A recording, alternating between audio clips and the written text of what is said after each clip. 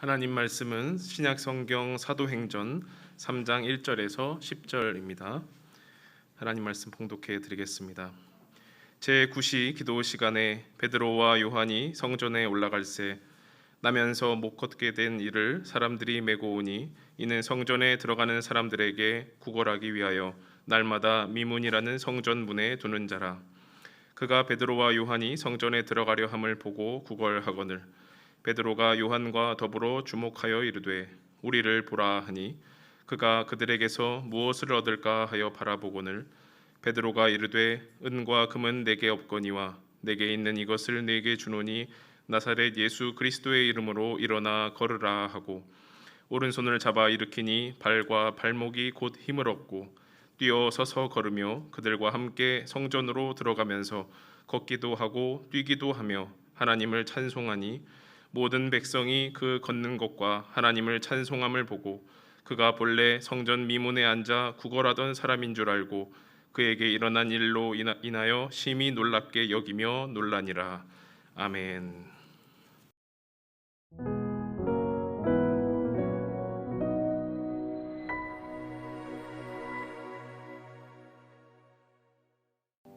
찬양 감사드립니다. 기도도 감사드립니다. 여러분도 감사드립니다. 이렇게 와주시고 같이 예배할 수 있어서. 그러니까 우리가 늘 그전에 코로나 전에는 누렸던 행복인데 다시 누리게 되니까 이게 그냥 주어지는 것이 아니라는 생각을 합니다. 그런 의미에서 우리 옆에 분들에게 샬롬이라고 인사하겠습니다. 샬롬. 예배는요. 성경을 잘 살펴보면 예배는 사실은 개인이 드리는 게 아니라 첫 번째가 공동체가 드리는 겁니다. 나중에 그런 걸 나눌 수 있는 기회가 있으면 좋겠지만 샬롬의 의미는요. 하나님과 우리 사이의 평화와 평안, 그리고 우리 안에서의 평화와 평안, 그리고 우리와 이웃, 그리고 자연 창조 세계와의 평화와 평안을 말합니다. 그런 맥락에서 우리 샬롬이라고 같이 인사했습니다. 저는 한때 누워서 움직이지도 못했던 때가 있습니다. 어떻게든 움직여 보려고 정말 최선을 다해봤지만 그렇게 쉽지 않았습니다. 발버둥 치면서 울기도 하고 제가 좀 움직이려고 할 때마다 저는 제 부모님의 도움을 구할 수밖에 없는 상황이었습니다. 일어서려다가 넘어지기도 하고 정말 그 순간마다 너무나 아프고 힘들었습니다. 엉엉 울었습니다. 그러다가 마침내 일어났습니다. 제 15개월 때 이야기입니다. 어떻게 보면 조작된 기억이라고 여러분이 생각할 수도 있겠지만 우리가 그 시간을 일어나서 지금까지 지나왔기 때문에 우리는 그날의 기억을 잊고 사는지도 모르겠습니다. 하지만 여러분, 그때 우리가 일어나지 않았다면 지금 우리는 어떻게 살고 있을까요? 우리가 일상 속에서 당연하게 살아가고 있는 우리의 모습 가운데 이런 일들이 너무나 많이 있습니다. 실제로 그때 일어나지 못해서 평생을 누워서 그렇게 살고 있는 분들이 우리 주변에 있는 것도 사실입니다. 어느 뉴스에서 보도된 사고 소식입니다. 어젯밤 11시 반쯤 서울 한강로에서 만취 상태의 운전자가 몰던 갤로퍼가 마티즈 승용차 등 6대와 충돌했습니다. 이 사고로 마티즈 승용차에 불이 나서 차에 타고 있던 23살 이모 씨가 온몸에 3도의 중화상을 입고 인근 병원으로 긴급 후송됐습니다. 경찰 조사 결과 갤러퍼 승용차 운전자는 혈중 알코올 농도 0.35%의 만취 상태였습니다. 우리가 그냥 늘상 우리의 뉴스를 채우는 이 이야기가 우리 가족의 이야기가 된다면 상황은 전혀 달라집니다. 이 뉴스는 2000년 7월 30일에 실제로 보도됐던 뉴스였고요. 이 뉴스 속에 등장하는 이모 씨는 바로 지선아 사랑해라는 책을 쓴 이지선 씨였습니다.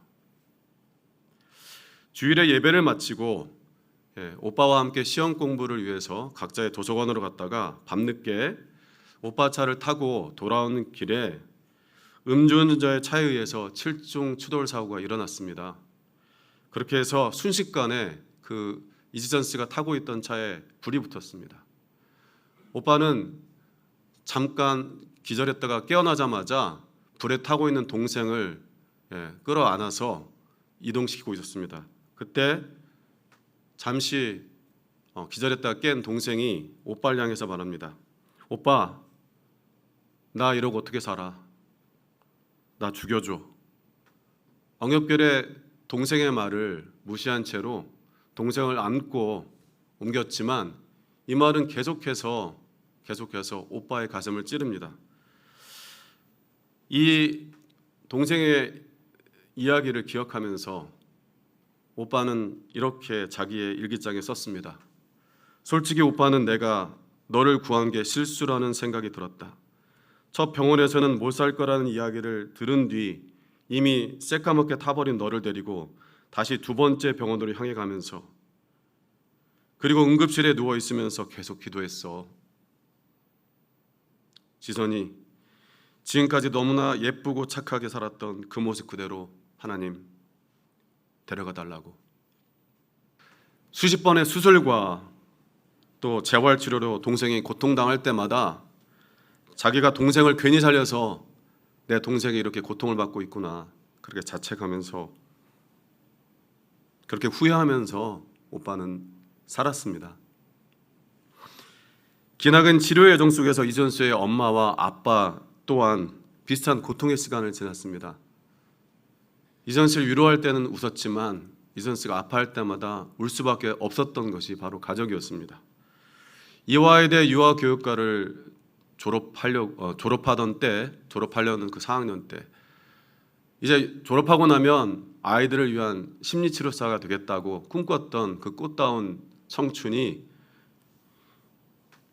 이제는 생과 사를 넘나드는 사투를 벌이며 그 이후에는 정말 피부 이식을 하지 않으면 살 수 없는 자기 생존의 문제 때문에 그렇게 버티며 살아간 일은 결코 쉬운 일이 아니었습니다.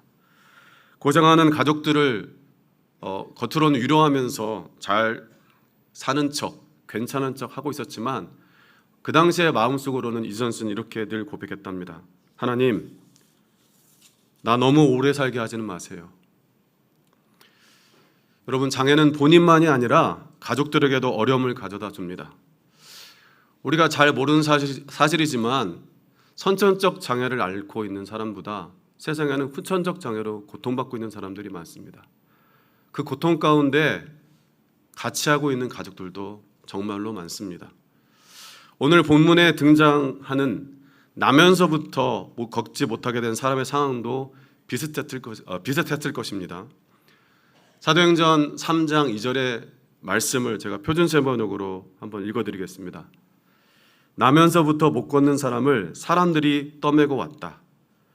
그들은 성전으로 들어가는 사람들에게 구걸하게 하려고 이 못 걷는 사람을 날마다 아름다운 문이라는 성전 문 곁에 앉혀 놓았다. 여러분, 나면서부터 못 걷게 된 이 지체장애인을 성전 앞에 메고 온 그 사람들은 누구였을까요? 물론 오늘날의 우리의 시각으로 보자면 아마 구걸을 시키기 위해서 그 사람 이용하고 있는 앵벌이 포주 이렇게 생각할 수 있겠지만 당시의 상황을 고려하면 아마도 가족들이었을 것입니다. 여러분, 한 가정에 아이가 태어나는 것은 축복입니다. 그러니까 그 아이가 태어났을 때 가족들이 얼마나 기뻤을까요? 너무나 기뻐서 아마 춤을 추고 싶었을 것입니다. 그런데 웬걸요? 좀 지나서 아이가 걷지 못한다는 것을 알게 되었을 때 그 순간부터 그들은 지옥 같은 삶을 살 수밖에 없었을 것입니다. 당시 유대 사회에서 유대교에서는요, 장애는 그 본인이랄지 가족의 죄의 결과였기 때문입니다. 죄 때문이라고 생각했던 것입니다. 그러니까 어느 순간 이 아이가 태어난 순간부터 가족들은 이제 죄인으로서의 삶을 살아야만 하는 것입니다. 하루하루의 삶이 죄인의 삶이 되는 것이죠. 그러니까 날마다 성전의 앞에 미문 앞에다가 이 아이를 데려다 놓는 것이 이제 가족의 어떤 십자가 짐이 되는 상황이 또 이루어진 것입니다. 그렇기 때문에 이 나면서부터 걷지 못하게 된 지체장애인은 자기가 할 수 있는 최선을 다해서 가족들의 마음, 또 미안한 마음을 대신하여 했습니다. 그것은 뭡니까? 열심히 한 푼 줍쇼 구걸하는 일이 그가 할 수 있는 최선이었습니다. 여러분, 그 분의 일터의 조건을 잠깐 살펴봅시다. 이 사람은 성전의 미문이라는 곳에 있었습니다. 예루살렘에서 가장 목 좋은 곳, 구걸하기 가장 좋은 곳에 위치하고 있었습니다.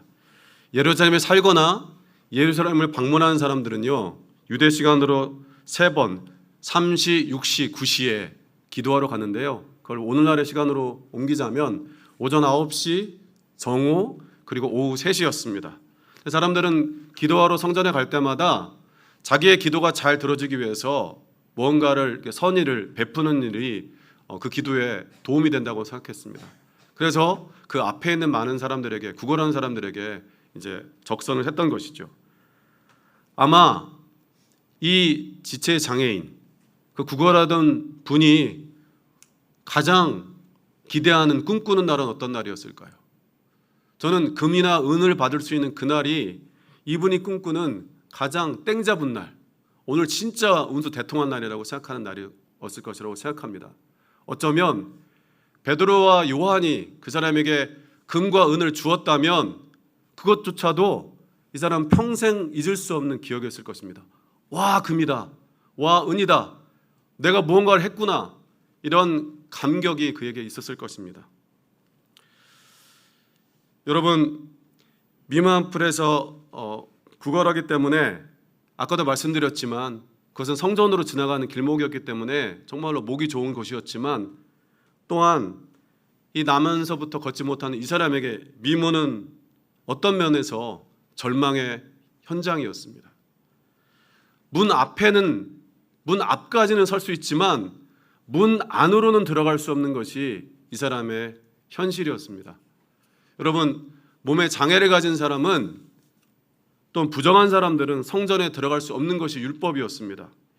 유대인으로 태어났기에 성전에 들어가서 하나님을 섬기는 것이, 하나님께 기도하는 것이 얼마나 큰 기쁨이고 감격인지를 들어서 알고 배워서 알았지만, 자신의 현실은 그 성전 안에 들어갈 수 없다는 것이 이 사람이 안고 있는 그 존재의 고통이었습니다. 성전의 정문인 미문은 말 그대로 아름다운 문이었습니다. 헤롯 대왕에 의해서 아름답게 꾸며진 그 헤롯 성전을 돋보이게 만드는 문이 바로 미문이었습니다. 1세기 유대 역사가 요세푸스는 이 미문을 어떻게 묘사하고 있냐면, 당시에 최신식 유행하는 고린도식 청동으로 만든 높이 23m, 너비 18m로 지어진 문으로서 은과 금으로 만든 것보다 훨씬 대단했다, 훨씬 빛났다고 묘사하고 있습니다. 이는 아름답다는 표현을 적절하게 만듭니다. 이 미문과 나면서부터 걷지 못하는 자는 크게 대비를 이루며 그 사람의 상황을 더 비참하게 만들고 있습니다. 여러분, 미문이 아름답고 화려할수록 이 앞에서 장애를 안고서 구걸하고 있는 사람의 모습은 되게 초라해지는 것입니다. 마치 깨끗하게 청소한 방에 갑자기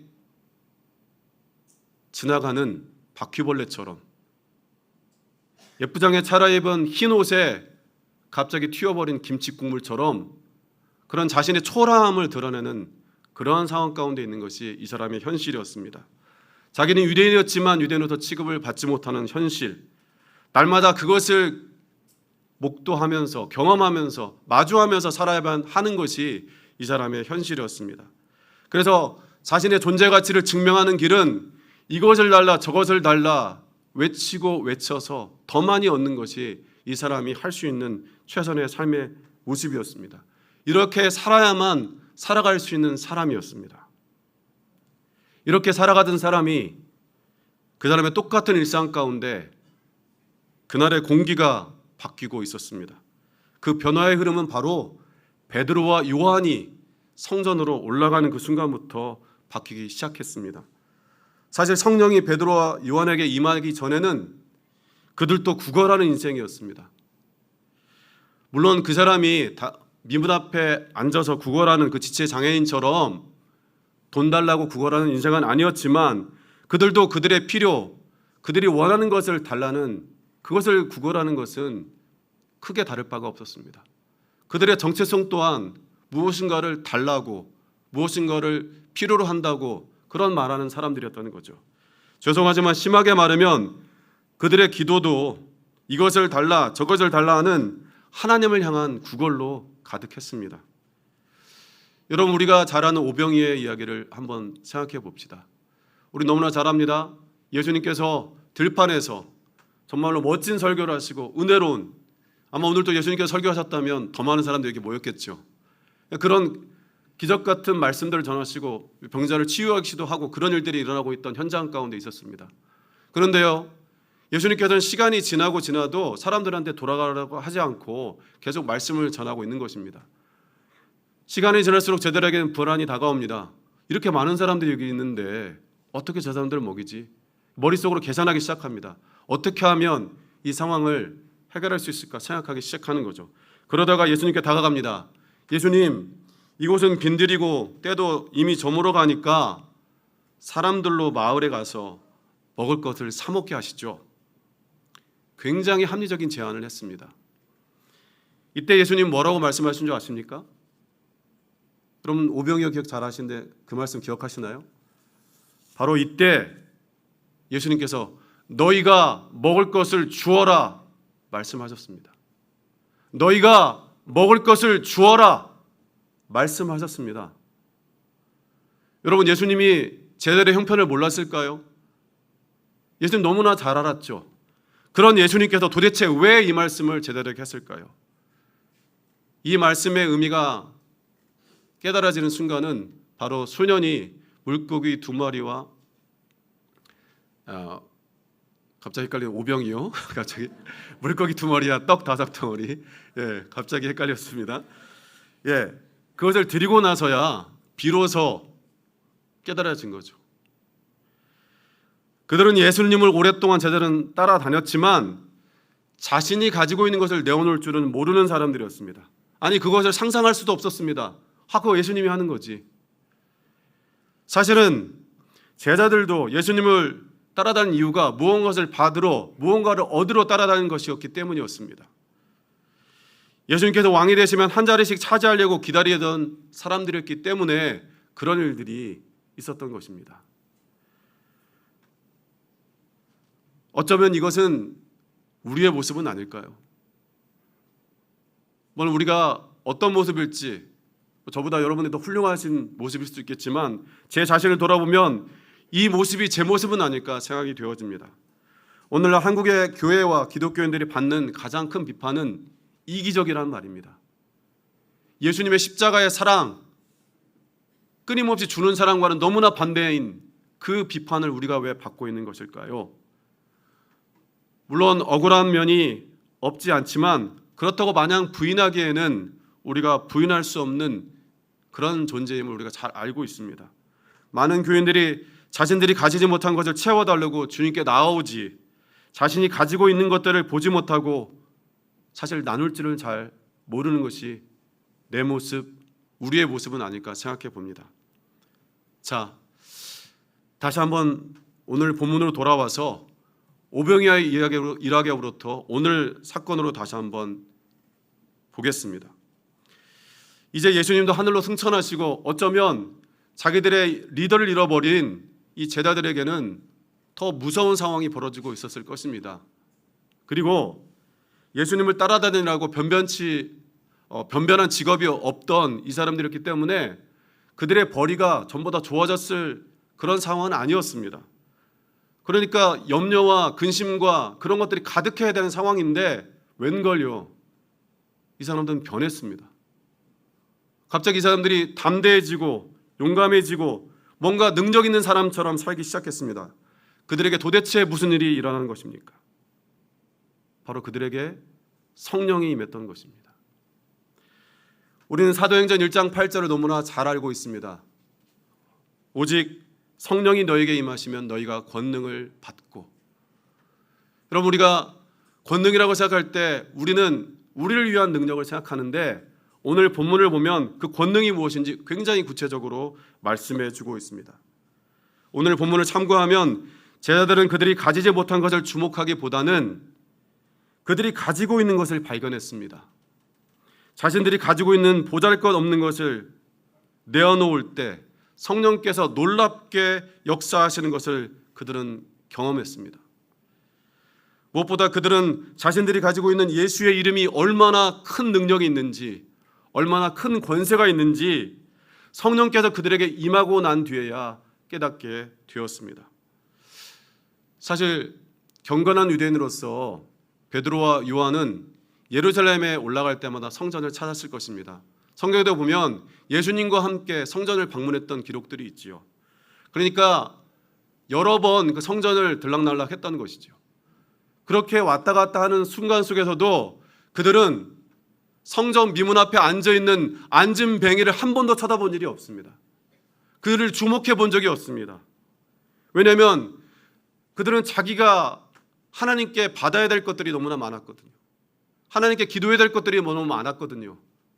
자기의 없는 것들에 주목했던 거죠. 자기의 필요에 주목했던 것입니다. 그런데 베드로와 요한이 달라졌습니다. 우리 아이가 변했어요. 이런 정도로 변화진 거죠. 베드로와 요한 둘 다 그 사람을 주목했습니다. 성경은 분명하게 주목했다고 그랬습니다. 전이나 지금이나 그들은 가진 것은 별반 다를 바 없지만 어느새 그들은 자신들이 가진 것의 가치를 알았습니다. 그래서 줄 것이 생겼고 그래서 줄 사람이 보이기 시작했습니다. 성령이 그들에게 임하고 난 후에 그들의 삶의 방식이 바뀌었습니다.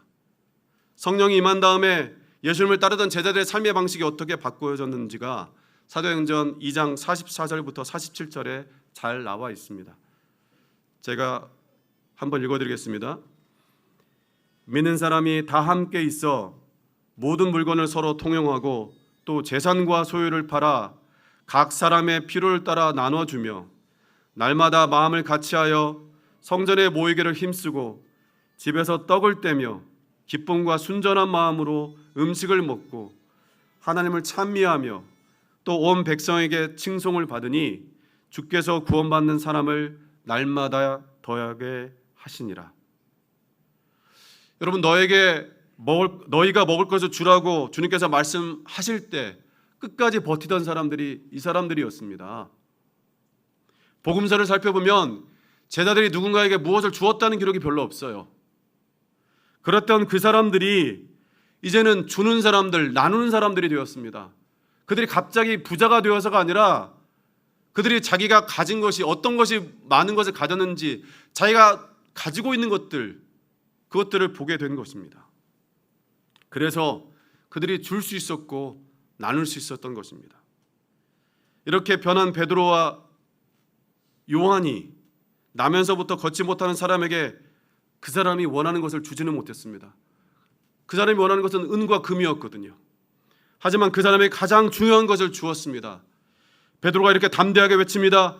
은과 금은 내게 없거니와 내게 있는 것으로 내게 주노니 곧 나사렛 예수 그리스도의 이름으로 일어나 걸어라. 그렇게 말씀했습니다. 이렇게 말한 뒤에 그를 잡아서 일으킵니다. 이것은 베드로에게 능력이 있었던 것이 아니라 베드로가 선포하는 그 이름의 능력, 예수 그리스도의 이름의 능력이 있었기 때문입니다. 성령이 그들에게 임하고 베드로와 요한은 자신들이 미처 몰랐던 것을 발견했습니다. 성령은 그들이 자신들이 가지지 못한 것에 집중하지 않고 가진 것에 집중하게 만드셨습니다. 바로 그것은 예수 그리스도의 이름이었습니다. 그 이름을 아는 것에 그치지 않고 행사할 수 있는 능력이었습니다. 성령이 그것을 사용할 수 있도록 역사하셨던 것입니다. 성령의 이런 역사로 말미암아 수십 년을 걷지 못했던 그 사람은 베드로가 잡아 일으키자 발과 발목에 힘을 얻고 벌떡 일어났습니다. 이 장면을 표준세 번역은 이렇게 옮기고 있습니다. 벌떡 일어나서 걸었다. 그는 걷기도 하고 뛰기도 하며 하나님을 찬양하면서 그들과 함께 성전으로 들어갔다.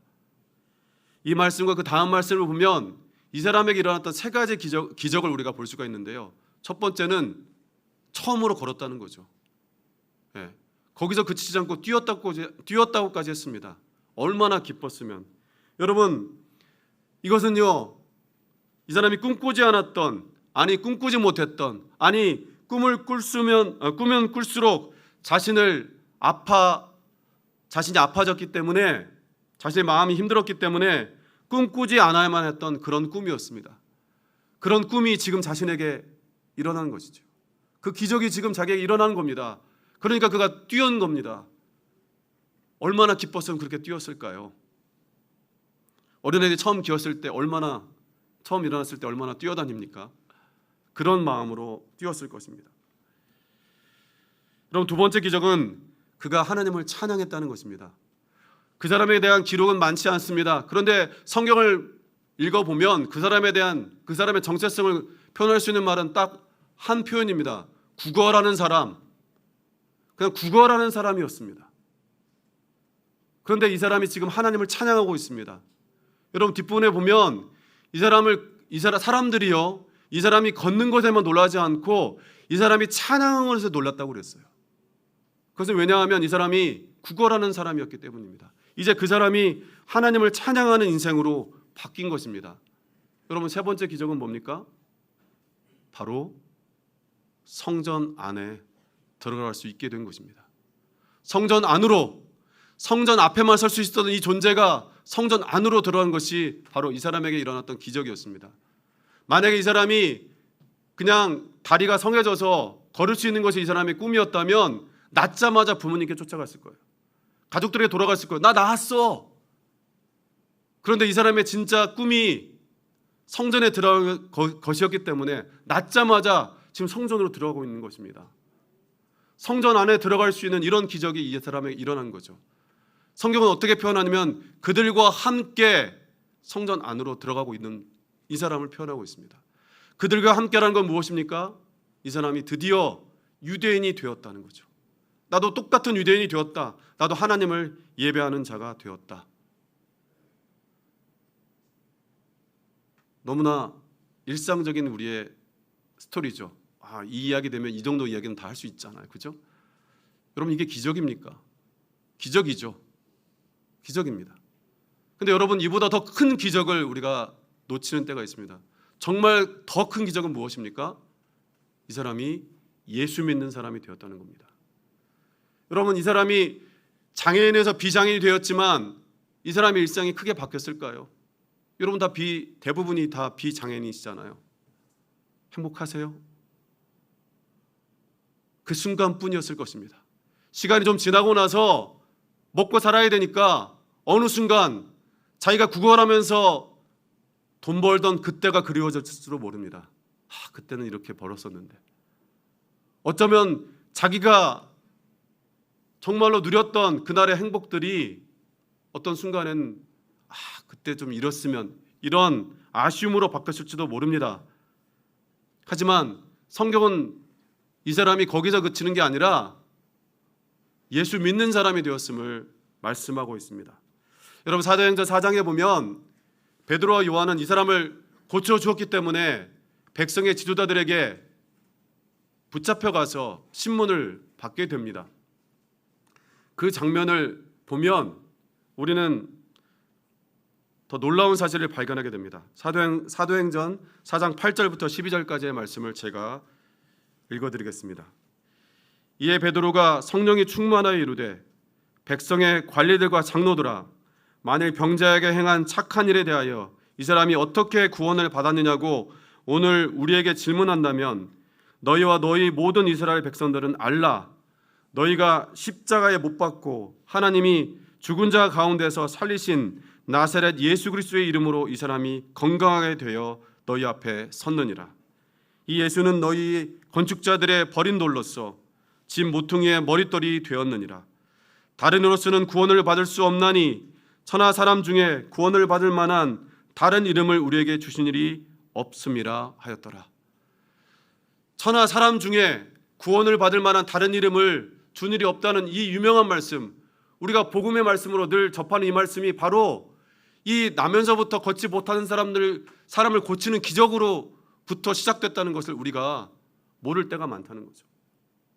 근데 여러분, 놀라운 사실은요, 당시의 분위기가 굉장히 제자들이 핍박받는, 붙잡혀서 죽어가는 분위기였기 때문에 나면서부터 걷지 못했던 이 사람이 고침 받은 다음에 도망갈 수도 있었을 거예요. 자기 해코지가 올 수도 있으니까. 근데 놀라운 사실은 성경 사도행전 4장 14절에 나오고 있습니다. 또 그 4장이 잘 나오고 있는데 14절에 이렇게 표현하고 있습니다. 표준 세번역으로 옮겨드리겠습니다. 병고침을 받은 사람이 그들 곁에 서 있는 것을 보고는 아무 트집도 잡을 수 없었다. 그러니까 백성의 지도자들이 어떻게 베드로와 요한을 잡아서 어떻게 해보려고 하는데 지금 병고침 받은 그 사람이 그들 옆에 떡하니 버티고 서 있는 겁니다. 그러니까 그 사람도 예수 믿는 사람으로서 그런 존재로서 이렇게 살아가고 있는 것이죠. 오늘도 우리는 이곳에 예배하러 와 있습니다. 어쩌면 우리가 예배하는 이유 중에 가장 큰 것은 우리에게 무엇인가가 없어서 우리가 무엇인가 필요해서 이 자리에 와 있는지도 모릅니다. 사실 그것이 맞는 말이기도 합니다. 나의 진로의 문제 혹은 자녀의 진로의 문제, 결혼의 문제, 직장의 문제, 집 문제, 건강 문제, 산적한 우리의 문제를 해결해 달라고 우리는 이곳에 와 있습니다. 우리는 그걸 기도해야죠. 그런데 우리의 기도가 거기에서만 머무르면 우리는 아직 성령의 능력을 받지 못한 사람들이 받은 사람들은 아닌 것입니다. 성령이 우리에게 임하시면 우리가 그것을 넘어서게 됩니다. 오늘 성경이 우리에게 가르쳐주는 진리 앞에 서야 합니다. 성령이 우리에게 임하시면 성령은 우리가 또 우리에게 있는 것을 깨닫게 하십니다. 그리고 그것이 필요한 사람들을 알게 하십니다. 보여주십니다. 그것이 어디로 가야 될지 어떻게 써야 될지를 우리에게 인도해 주십니다. 성령이 우리에게 임하시면 우리는 달라고만 하는 사람들이 아니라 누군가에게 무엇인가를 줄 것이 생긴 사람들로 변합니다. 줄 것이 없습니까? 여러분이 가지고 있는 가장 중요한 것, 예수 그리스도의 이름, 그 이름보다 더 큰 줄 것은 없습니다. 우리가 무엇인가를 다른 사람에게 줄 수 있고 많은 것을 나눌 수 있지만 예수의 이름보다 더 큰 것은 없습니다. 사랑하는 여러분, 우리가 이 마음을 품고 우리 주변 사람들을 바라보아야 할 것입니다. 성령의 이끌림을 따라 사는, 그렇게 지금도 살아가고 있는 이시선 씨의 이야기로 끝을 맺고 싶습니다. 저러고도 살 수 있을까? 네, 이러고도 삽니다. 몸은 이렇지만 누구보다 건강한 마음임을 자부하며 이런 몸이라도 전혀 부끄러운 마음을 품지 않게 해주신 하나님을 찬양하며 이런 몸이라도 사랑하고 써주시려는 하나님의 계획에 감사하며 저는 이렇게 삽니다. 누구보다도 행복하게 살고 있습니다.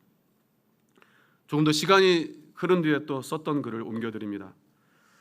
사고 1년 정도까지는 너무 괴로워서 내 인생은 고해니까 나를 너무 오래 살게 하지는 말아달라고 기도를 했습니다. 그런데 지금은 그렇지 않습니다. 살아있는 것이 너무 좋습니다. 사는 맛이 있습니다. 어려움 중에, 고통 중에 지옥 같은 마음을 가지고 예전에 저와 같은 기도를 드리는 분들께 사는 맛을 찾아드리고 싶습니다. 제 마음 안에 있는 천국을 전하며 살고 싶습니다. 하나님께서 이미 제가 가진 목소리보다 더 큰 목소리를 낼 수 있게 해 주셨습니다. 그리고 제 손으로만이 아니라 많은 사람의 손을 잡고 함께 새해를 시작하게 하셨습니다. 이제 또 앞으로 어떤 일들을 하게 하실지 저는 정말 기대가 됩니다. 기도하겠습니다. 성령이 우리에게 임하시면 우리가 가진 것들을 보게 하십니다. 그것이 얼마나 큰지, 감사한지, 얼마나 감격인지 보게 하십니다. 우리가 가진 것들 중에 가장 큰 것이 예수의 이름인 줄을 깨닫게 하십니다. 주님, 이것을 누리며, 이것을 나누며, 이것을 베풀며 살 수 있는 우리가 될 수 있도록 주님 축복하여 주시옵소서. 그렇게 성령의 인도함을 따라 사는 우리가 될 수 있도록 주님 축복하여 주시고 위로하여 주시옵소서. 예수님의 이름으로 기도드립니다. 아멘.